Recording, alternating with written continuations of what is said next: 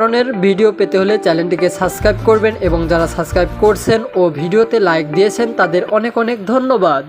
16 নম্বর, করিম 9% চক্রবৃদ্ধি মুনাফা হারে 5 বছরের জন্য 50,000 টাকা এবং মরিয়ম 7% চক্রবৃদ্ধি মুনাফা হারে 5 বছরের জন্য 80,000 টাকা ব্যাংকে জমা রাখলো। ব্যাংক থেকে কার বেশি আয় হবে এবং কত টাকা বেশি আয় হবে? এখানে প্রশ্ন হচ্ছে দুইটি, একটি হচ্ছে কার বেশি হবে এবং কত টাকা বেশি হবে। প্রথমে আমাদের চক্রবৃদ্ধি মুনাফা নির্ণয় করতে হবে। চক্রবৃদ্ধি মুনাফা নির্ণয়ের সূত্র কত? C equal to P into 1 plus R এই যে সি সমান সমান P into 1 plus R to the power n minus 1। এটা হচ্ছে চক্রবৃদ্ধি মুনাফা নির্ণয়ের সূত্র। এই সূত্র নির্ণয় করলে আমাদের হয়ে যাবে। সো এখন